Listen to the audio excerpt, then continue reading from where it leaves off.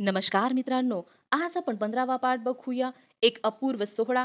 या पाठामध्ये आपण राज्य अभिषेक या अपूर्व सोहळ्याबद्दल माहिती बघणार आहोत. चला तर मग बघूया. राज्य अभिषेक का केला? रायरेश्वराच्या मंदिरात शिवरायांनी स्वराज्याची प्रतिज्ञा केली.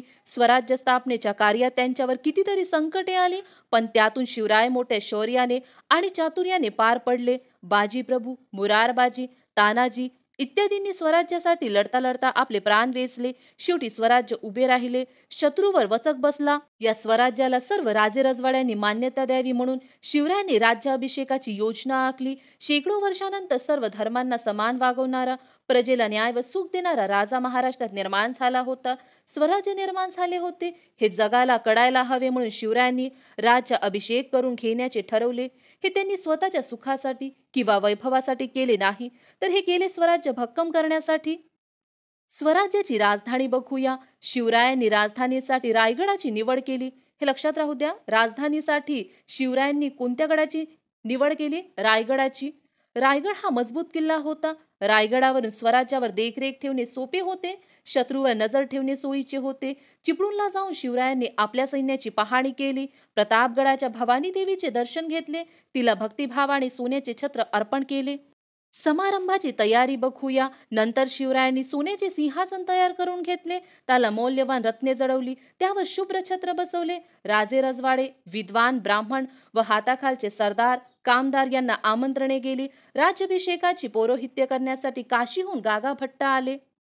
गागा भट्टांचे घराणे मूळ पैठणचे, पण काशीमध्ये स्थायिक झालेले ते थोर पंडित होते. काशी क्षेत्रात त्यांना मोठा मान होता. सर्वत्र त्यांची कीर्ती पसरली होती.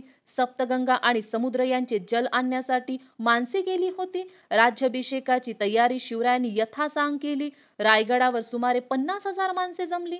त्यांच्यासाठी जिकडे तिकडे तंबू, डेरे, राहुटे यांची गर्दी झाली. राज्याभिषेकाचा सोहळा बघूया. राज्याभिषेकाचा दिवस उजळला. महामंगल दिवस होता तो. वाद्य वाजू लागली. गवई गाऊ लागले. सगळीकडे आनंदी आनंद झाला. शिवराय सोन्याच्या चौरंगावर बसले. त्यांच्यावर छत्र चामरे धरली. तूप, दही, मध यांचे कलश पुरोहितांच्या हातात होते. गागाभट्ट यांच्या हातात सोन्याची घागरी होती. तिच्यात गंगा, सिंधू, यमुना, गोदावरी, कृष्णा, नर्मदा व कावेरी या 7 नद्यांचे पाणी भरलेले होते. गागाभट्टाने ती सोन्याची घागरी शिवरायांच्या डोक्यावर धरली व ते मंत्र म्हणू लागले. घागरीच्या 100 छिद्रातून शिवरायांवर जलाभिषेक झाला. मग शिवराय उठले आणि जिजामातेच्या पाया पडले. मासाहेबांनी शिवरायांना पोटाशी धरले.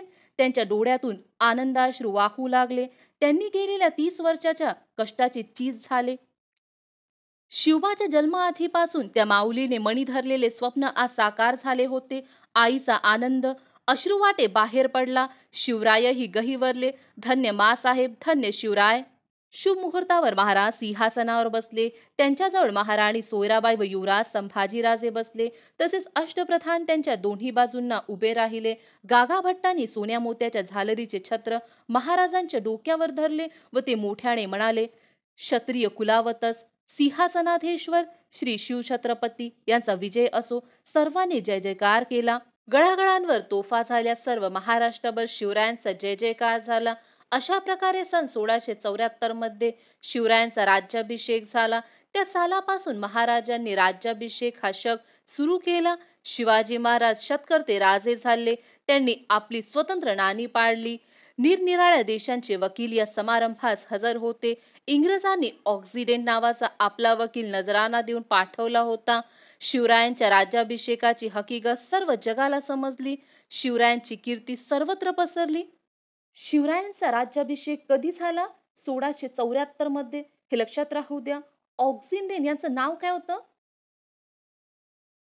हेनरी हेनरी ऑक्सिडेंट हे कोण होते?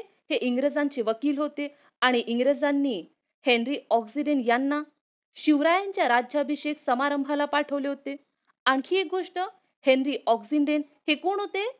हे ईस्ट इंडिया कंपनीच्या बॉम्बे प्रांताचे डेप्युटी गव्हर्नर होते. आणि आणखी एक महत्वाची गोष्ट लिहून ठेवा. हेनरी ऑक्सिडेंट हे शिवाजी महाराजांच्या राज्याभिषेक समारंभाला उपस्थित राहिलेले एकमेव ब्रिटिश नागरिक होते. यावर प्रश्न पडलेला आहे म्हणून लक्षात राहू द्या. या ठिकाणी हा पाठ संपतो. आपण यावरचे काही प्रश्न बघूया. शिवरायांनी राजधानीसाठी रिकामी जागा निवड केली. कोणत्या गडाची? रायगडाची. शिवरायांनी राजधानीसाठी रायगडाची निवड केली. हे लक्षात राहू द्या, महत्वाचं आहे. शिवरायांचा राज्याभिषेक सन रिकामी जागा मध्ये झाला. शिवरायांचा राज्याभिषेक कधी झाला? आत्ताच बघितलं, 1674 मध्ये झाला. शिवरायांनी राज्याभिषेकाची योजना का आखली? याचं उत्तर बघूया आपण. शिवरायांनी राज्याभिषेकाची योजना आखली कारण स्वराज्याला सर्व राजेरजवाड्यांनी मान्यता द्यावी, म्हणून शिवरायांनी राज्याभिषेकाची योजना आखली. सोन्याच्या घागरीत कोणकोणत्या नद्यांचे पाणी भरलेले होते? सोन्याच्या घागरीत गंगा, सिंधू, यमुना, गोदावरी, कृष्णा, नर्मदा व कावेरी या 7 नद्यांचे पाणी भरलेले होते. शिवरायांनी राज्याभिषेकापासून कोणता शक सुरू केला? याचं उत्तर बघूया आपण. सन 1674 मध्ये शिवरायांचा राज्याभिषेक झाला. त्या सालापासून महाराजांनी राज्याभिषेक हा शक सुरू केला. कोणता शक सुरू केला? राज्याभिषेक हा शक सुरू केला. समोरचा प्रश्न बघूया. शिवरायांनी राज्याभिषेक करून घेण्याचे का ठरवले? याचं उत्तर बघूया आपण.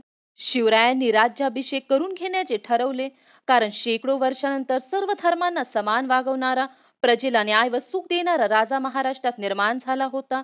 स्वराज्य निर्माण झाले होते, हे जगाला कळायला हवे, म्हणून शिवरायांनी राज्याभिषेक करून घेण्याचे ठरवले होते.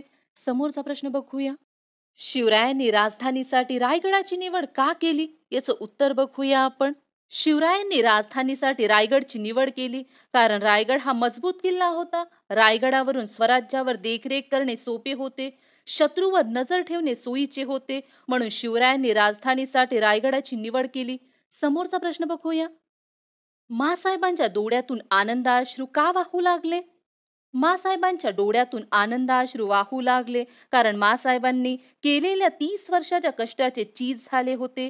शिवबाच्या जन्माआधीपासून त्या माऊलीने मणी धरलेले स्वप्न आज साकार झाले होते, म्हणून आईचा आनंद अश्रुवाटे बाहेर पडला. या ठिकाणी हे प्रश्न संपते. या ठिकाणी आपण थांबूया.